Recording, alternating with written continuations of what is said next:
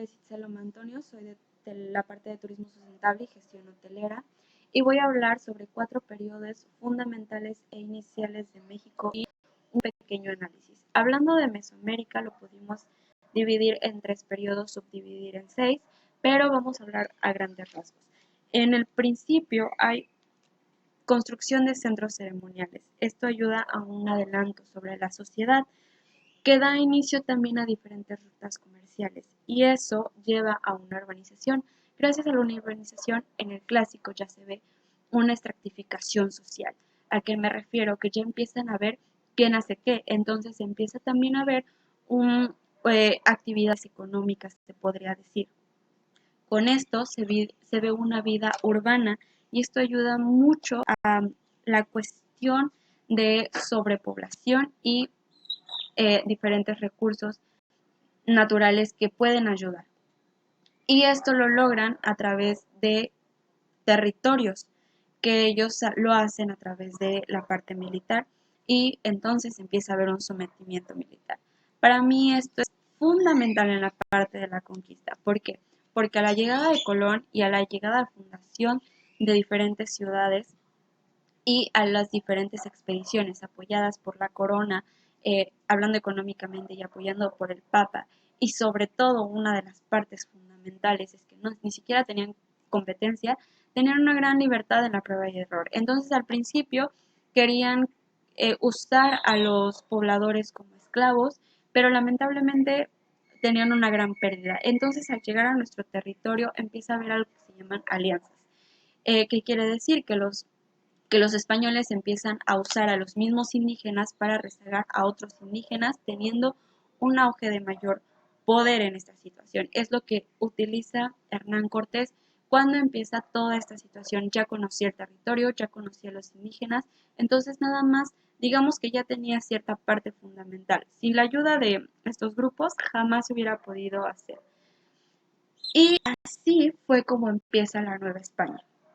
Si bien, como ya dije, hay alianzas estratégicas, hubo también una mezcla de sangre que se llama castas.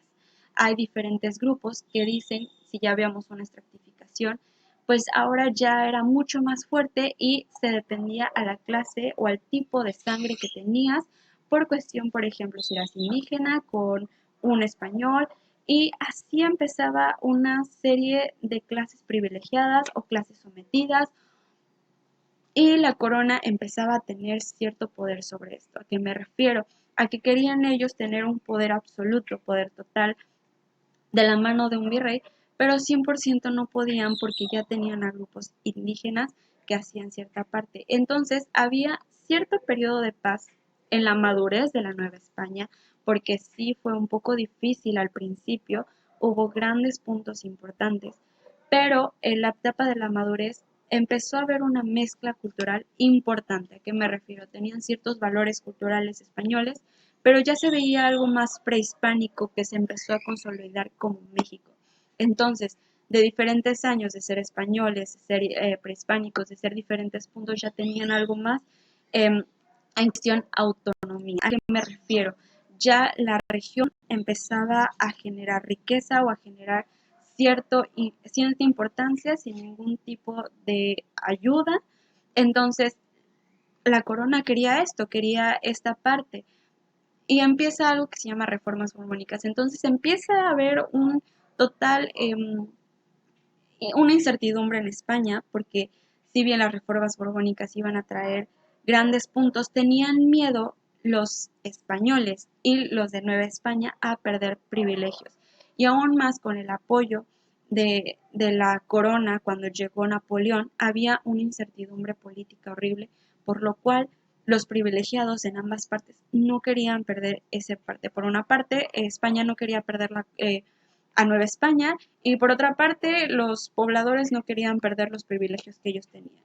Entonces empieza a ver toda esta parte de la guerra, toda esta parte de independencia,